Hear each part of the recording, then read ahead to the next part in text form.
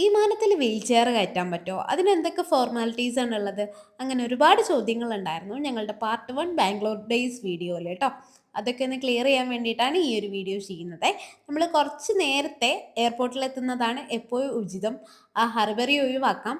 Ticket എടുക്കുമ്പോൾ തന്നെ airport അസിസ്റ്റൻസിനും അതേപോലെ വീൽ ചെയർ ക്യാരി ചെയ്യാനുള്ള ഓപ്ഷന് വേണ്ടിയിട്ട് ഞങ്ങൾ ടിക്ക് ചെയ്തിട്ടുണ്ടായിരുന്നു.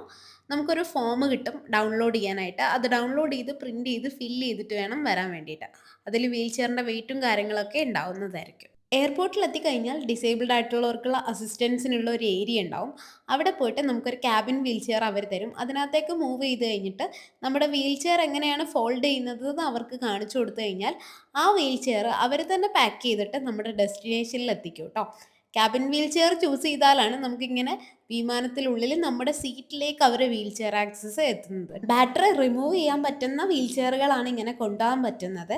മാത്രമല്ല ബാറ്ററി റിമൂവ് ചെയ്തിട്ട് നമ്മുടെ ഹാൻഡ് ലഗേജിൽ കൊണ്ടുപോകേണ്ടതാണ്.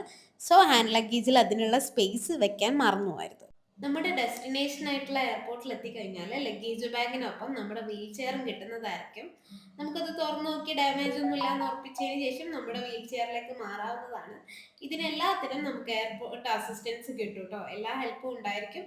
ഞങ്ങൾ ചൂസ് ചെയ്തത് ഇൻഡിഗോ ആയിരുന്നു. അതേപോലെ ബാംഗ്ലൂരിൽ നിന്ന് കോഴിക്കോടേക്കാണ് ഫ്ലൈ ചെയ്തിട്ടുണ്ടായിരുന്നത്. ഇനി എയർലൈൻസും അതേപോലെ ഫ്ലൈ ചെയ്യുന്ന രാജ്യങ്ങളും വ്യത്യാസം ഉണ്ടെങ്കിൽ അതിനനുസരിച്ച് ചില നിയമങ്ങളിലൊക്കെ മാറ്റങ്ങൾ ഉണ്ടാവും. സോ നിങ്ങൾ വിളിച്ച് അന്വേഷിച്ചിട്ട് മാത്രം ഫ്ലൈ ചെയ്യുക.